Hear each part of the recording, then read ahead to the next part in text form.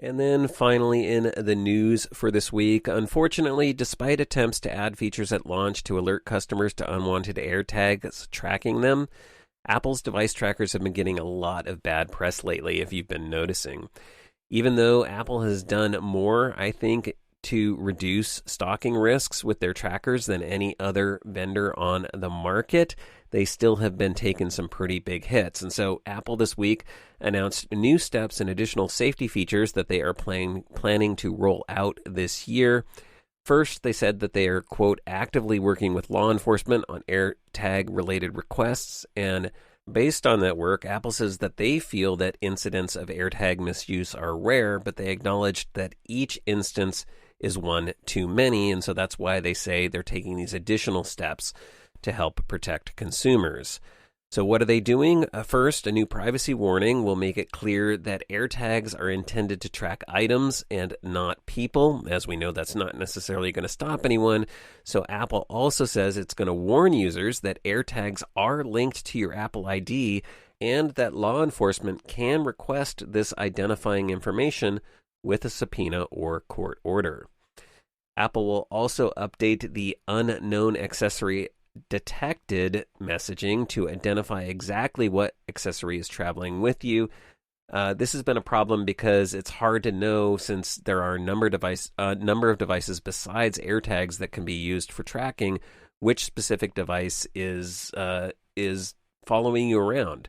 Unknown accessory detected just isn't very helpful, so they're going to expand that to tell you when it's AirPods or a third-party Find My accessory or an AirTag. They also will allow you to use precision finding to locate an unwanted AirTag near you. Currently, you can only use that feature on AirTags that are tied to your Apple ID. So if there's an unknown one and you have a ultra-wideband phone like an iPhone 12 or an iPhone 13, you can use that to precisely find that AirTag that's been following you around. So that's another really good change. They are also changing how sound alerts work. This happens at an interval 8 hours and 24 hours after an unknown AirTag is following you, so just a couple times. And sometimes it can be hard either to hear that or to find the AirTag from the sound. The new functionality will not only play a sound now, but it's also going to pop up an alert on your iPhone to give you the ability to trigger the sound again, because it can be a little bit hard to hear, or you might mishear it. So you'll see it visually on your phone with a notification, as well as hear it auditorily. The new functionality also will help if AirTag speakers have been disabled, and that has been part of the problem. People have popped up and started selling online. This is really bad. AirTags basically that have their speakers disabled, making it easier to use these to track people and to stalk people, which is pretty bad. And in addition, Apple says they're going to be adjusting the tones that the AirTag makes to make them louder and easier to hear. That's been another complaint, that people say it's basically just too soft and most people won't even hear it.